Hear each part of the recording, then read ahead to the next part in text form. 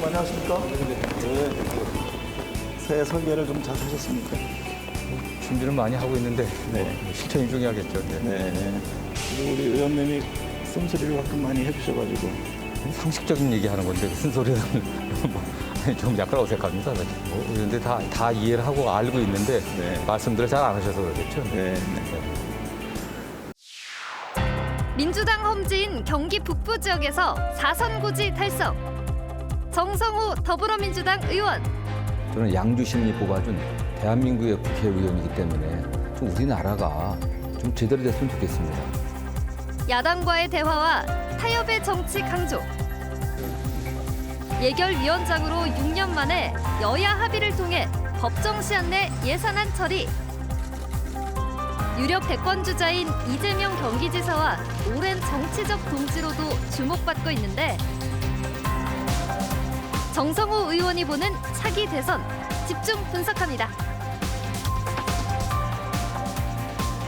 네, 거대 여당 안에서 할 말을 하고 대화의 타협의 정치를 통해서 영국 신사라는 별칭을 갖고 있는 분이죠.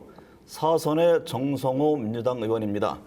최근에는 이재명 경기도지사의 측근, 정치적 동지로서도 주목을 받고 있습니다. 정 의원과 함께 얘기를 나눠보겠습니다. 안녕하십니까? 안녕하세요. 네. 정성호 의원님은 이재명 지사의 측근으로 이렇게 불리는데 네. 최근에 이 지사 대선 후보 지지율 1위 나오잖아요. 네네. 그걸 어떻게 보고 계세요? 개인적으로 굉장히 걱정이 많습니다. 지금 뭐 대선 당내 경선도 시작하려면 5개월 이상 남아 있는데 네. 너무 혼자 독주하는 모습은 굉장히 불안하죠. 그 주변이라든가 또는 경쟁자라든가 또 국민들이 보는 눈들이 훨씬 더 날카로워질 수 있기 때문에 네. 또 집중되면 더 불안하지 않겠습니까? 그런 걱정이 좀 많이 되고요. 다만 뭐 지지율이라고 하는 게 진짜 좀 약간 허망한 거 아니겠습니까? 네. 뭐 군주민수라고 하죠. 이게 우리 정치인들이 우리 이제 물 위에 떠 있는 배 같지 않습니까? 근데 네. 뭐 물이 어떻게 요동칠지 모르기 때문에 이 지사에게 늘 차분하게 더 조심해야 된다. 이런 얘기를 하고 있습니다. 네. 이재명 지사가 이 당내 기반이 약하다 네네. 이런 평가가 있지 않습니까? 그 이른바 친문의 견제가 있다. 네. 그 같은 부분에 대해서는 어떻게 받아들이세요? 저는 뭐 그런 게 일종의 프레임이 아닌가 저는 그렇게 생각합니다. 네. 당내 그 이재명 지사를 견제하려고 하는 그런 어떤 조직적인 흐름은 어디서도 발견될 수가 없고요. 네. 어느 의원들 제가 만나봐도 이 지사에 대해서 그렇게 부정적인 또 직접적인 어떤 견제 의사를 갖다 표현한 분들은 전혀 없습니다. 결국 당심도 민심 따라가는 거 아니겠습니까? 네네. 결국 민심의 바다에서 어떻게 헤쳐나가느냐고 중요한 것 같고요. 또 친문이라고 하지만은 당내 우리 대통령을 적극적으로 지지하는 그런 그룹의 지지자들이 있지만 그분들도 네. 결국 당심 또 민심의 큰 흐름에 따라가게 돼 있다고 보고 있습니다. 네. 최근 이낙연 대표가요, 이재명 지사의 그 재난지원금 그 지원 등을 놓고서 마치 왼쪽에 깜빡이를 켜고 오른쪽으로 가는 것 같다. 이런 지적을 했습니다. 네네네. 그거를 어떻게 보세요? 저는 뭐 조금 약간 그 표현은 조금 아쉽습니다. 네. 과거 제가 17대 때 노무현 대통령 때 당시 야당이 우리 노무현 정부와 열린우당의 정책을 비판할 때 그런 표현을 많이 썼습니다. 네. 좌측 깜빡이를 켜면서 우회전한다. 또 어떤 때는 우측 깜빡이를 켜면서 좌회전한다. 네. 그런 비판을 많이 했는데 굉장히 그 우리 지지자들에게는 조금 약간 상처를 주는 발언이 아닌가 생각하고 있고요. 네. 도대체 그렇다고 하면은 어떤 게 좌측 깜빡이고 어떤 게 우회전인지 좀 그게 분명하진 않은 것 같아요. 분명한 근거와 어쨌든 나름대로의 뭐 정책의 어떤 문제점들을 구체적으로 제시하면서 지적하는 게 바람직한 방향 아닌가 저는 생각합니다. 네. 지지율 1위 후보에 대한 사실은 뭐 견제 의미가 있겠습니다만은 야권에서는 이재명 지사 성격이 너무 돌출적이지 않느냐 이런 네네. 지적을 합니다. 이 부분에 대해서도 하실 말씀이 있을 것 같아요. 저는 뭐 전혀 동의하지 않습니다. 네. 저도 이재명 지사 같은 우리 법률가입니다. 기본적으로 변호사이기 때문에 이 지사나 저나 어떤 우리가 정책을 얘기하거나 말을 할 때 이게 과연 법적 근거가 있는지 없는지 네. 철저하게 따져보고 이 지사는 성남시장 할 때나 경기도정을 지금 펼쳐갈 때나 도의 핵심 간부들하고 철저하게 의논합니다. 네. 사전 토론하고 준비해갖고 계산된 어떤 발언을 하고 네. 또 준비된 정책을 하고 있기 때문에 저는 뭐 그런 게 오해라고 보고 특히 다만 이재명 지사가 어떤 정책에 대해서 발언을 하거나 말을 할 때 직선적으로 얘기하는 스타일입니다. 네. 돌려서 얘기하지 않고 네. 일반 국민 대중이 또 시민들이 알아듣기 쉽게 용어로 하다 보니까 이게 좀 직선적이지 않냐 하는 그런 오해를 좀 받지만은 절대 돌출적이거나 네. 또는 그런 약간 모나거나 이런 스타일은 아닙니다. 네. 지난번 저와 인터뷰 때도 어떤 정책을 하나 하기 위해서는 10번, 20번 고민하고 네. 이러한 사만을 갖고 정책에 임한다. 그런 네. 얘기를 그런 스타일이죠. 하더라고요. 예, 예. 네. 정 의원이 곁에서 봤을 때 대선 주자로서 이재명 지사의 장점은 어떤 겁니까? 또 단점은 또 뭐로 보시는지?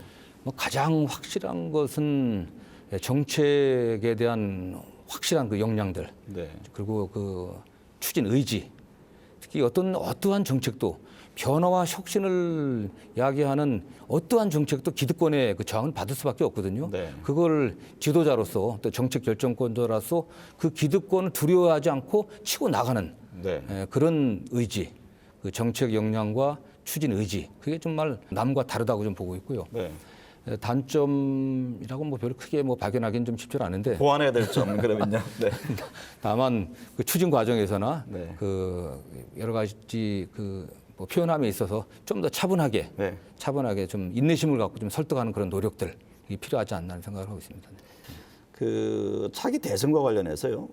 여권 안에서 이른바 제3후보론 네, 얘기가 네, 네. 나오고 있습니다. 정세균 총리, 또 이광재 의원, 김경수 지사, 김두관 의원 등등을 네, 거론하는데 정 의원께서 보시기에 현재 이 대선 구도가 크게 요동칠 가능성이 있어 보입니까? 저는 쉽지 않아 보입니다. 네. 이게 모든 국회의원들, 여야의 모든 국회의원들의 꿈은 대통령 아니겠습니까? 네. 그러나 대통령이 될 어떤 그런 자격이 있는 분은 당연히 국가를 경영해야겠다는 확고한 의지와 또 뒷받침할 역량이 있어야 되지 않겠습니까? 그건 쉽게 만들어지는 게 아닌데 여러분들이 그런 의지는 있어 보입니다. 다만 국민들이 그 역량을 평가해야 되지 않겠습니까? 그게 네. 국회의원 몇몇 사람이 모여갖고 누굴 대통령으로 밀자 이렇게 되는 게 아닙니다. 정말 그 민심이 국민들의 여론이 뒷받침이 돼야 되는 것이고요. 네. 그것은 그동안 그 사람이 살아온 과정을 통해 갖고 정치 활동이든 행정 활동이든 어떤 그런 활동을 통해 갖고 그 역량과 능력이 좀 검증돼야 되지 않겠습니까? 저는 네. 그런 분이 갑자기 만들어지지 않기 때문에 현재에서는 이재명 지사가 확실하게 좀 우위에 있지 않나는 생각을 하고 있고요. 네. 다만 다른 분들이 어떤 그런 정책적 의지와 역량이 있다고 하더라도 이미 국민들에게 그걸 호소하기에는 좀 시간적으로 많지는 않지 않나 네. 하는 생각이 좀 들고 있습니다. 그럼 이재명 지사의 어떤 우위 구조가 쭉 이어질 것이다. 그렇게 저는 기본적으로는 그렇게 보고 있습니다. 네. 윤석열 검찰총장에 대한 논란 네네. 지금 계속됩니다. 지금 대선 후보 지지율도 여전히 두 네네. 자릿수 나오고 있는데 한때 정 의원께서는 윤석열 총장이 이제는 떠나야 할 때다. 네네. 그런 지적을 한 바가 네, 있는데 네, 그렇습니다. 지금 윤 총장 행보가 정치적이라고 보세요? 충분히 오해받을 만한 소진 상당히 있다고 좀 보고 있습니다. 네. 어쨌든 특히 검찰이 그동안 보여왔던 그 제19 감싸기 일련의 사건에 있어서 그런 사건들과 또는 비교해갖고 네. 현 정권과 관련된 사건에 대해서 너무 가혹하게 수사하지 않았나 네. 비교해봤을 때 그런 측면에서 그런 국민들로부터 충분히 그 정치적이라고 하는 오해를 받을 소지는 있다고 저는 보고 있습니다. 지금 야권은 나경원 전 의원, 네, 오세훈 네, 전 시장 움직이겠고 지금 여당은 우상호 의원, 박영선 네, 두 전 분이시죠. 장관 이런 경합 구조인데 보궐선거 전체 판세는 어떻게 보세요? 지금은 쉬운 상황은 아니죠. 네. 어쨌든 우리 정부의 부동산 정책 어떤 실패에 대한 어쨌든 그런 국민들의 또 우려도 상당히 있고 또 서울시장 선거가 지금 보궐선거가 만들어지게 된 어떤 그런 원인도 있지 않겠습니까? 네. 그건 쉽지 않은 상황인데 저는 이 서울시장 선거가 서울 시민이 정권을 심판하고 대통령 후보를 뽑는 선거가 아니라고 저는 생각합니다. 네. 서울 시민의 삶의 질을 어떻게 개선하고 서울시의 여러 가지 많은 문제들을 누가 해결할 역량과 능력이 있는지 이런 측면에서 본다고 보면은 네. 민주당의 우리 박영선 후보나 우상호 후보가 정말 오랫동안 준비해 왔고 그런 정책적인 의지와 역량이 충분하다. 네. 그런 면들을 호소해 갖고 좀 나간다고 하면은 충분히 해볼 만한 선거다라고 생각하고 있습니다.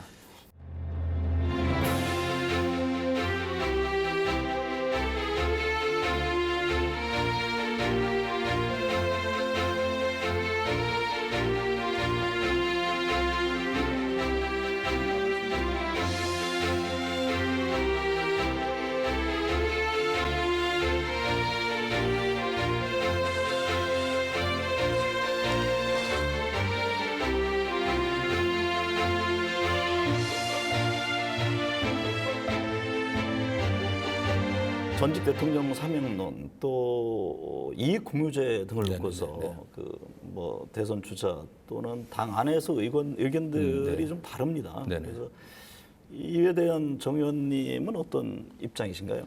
저는 뭐 이낙연 대표께서 그 사면 이제 건의하겠다고 말씀하신 것은 굉장히 선이라고 생각합니다. 어쨌든 뭐 전직 대통령 두 분이 옥중에 있다는 것은 불행한 일 아니겠습니까? 다만 전체 국민 통합을 위해 필요한 건데 다만 그 사면이 과연 지금이 필요한 시기냐, 네. 또 사면을 하는 그 절차에 있어서 조금 문제가 좀 있었지 않았나, 저는 그런 생각을 합니다. 특히 대통령께서 기자간담회 때 말씀하신 것처럼 이건 대통령의 고유 권한인데 관련해 갖고서 충분한 사전 논의라든가 또는 또 사면의 수혜자들과의 어떤 그런 또 사전 어떤 조율들 그리고 사면으로 인해서 또 그분들을 위해서 피해를 봤던 국민들의 마음을 위로하는 이런 네. 사전 작업이 좀 부족했다고 좀 보고 있고요. 네. 그러나 언젠가는 누군가는 결단을 해야 되지 않겠나는 그런 문제라고 생각하고 있습니다. 네. 그리고 이익 공유제 관련해서는 저는 지금 현재 어떤 개념인지 네. 구체적으로 어떻게 하겠다는 건지 그 내용이 없는 것 같아요. 네.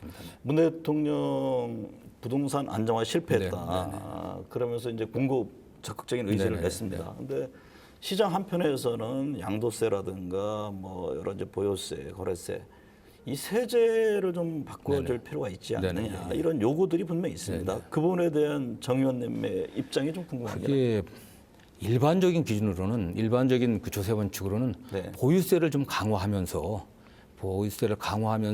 거래세인 양도세는 좀 낮추는 게 일반적인 원칙입니다. 네. 그런데 지금 우리나라의 그 보유세 부과 기준이 굉장히 낮은 편입니다. 낮은 네. 편인데 또 대신 거래세는 좀 상당히 적지 않은 편이고 이거 전체적으로 균형을 맞추려고 하는 그런 노력들이 필요한데 이게 뭐 단기간에 될 것 같지는 않습니다. 그 면에서 보유세를 좀 강화하고 거래세를 좀 낮춰야겠다고 하는 그런 면에서 정부가 정책적을 좀 제시하고 네. 국민들을 좀 장기적으로 설득해 나가는 방향으로 세제가 종합적인 개편이 좀 있어야 된다는 생각은 하고 있고요. 네. 다만 지금 단계에서 단지 그 거래를 좀 원활하게 하기 위해서 양도세를 낮춘다고 하는 건 굉장히 또 위험한 측면도 좀 있습니다. 네, 정치 현실상 당 안에서 다른 목소리를 내기는 쉽지가 않습니다. 하지만 당의 발전을 위해서는 때로는 치열한 논쟁이 필요합니다. 정부 여당을 향해서 거침없이 쓴소리를 하는 소신파 정성호 의원, 그래서 더욱 주목을 받지 않나 싶습니다. 오늘 함께해 주셔서 감사합니다. 감사합니다.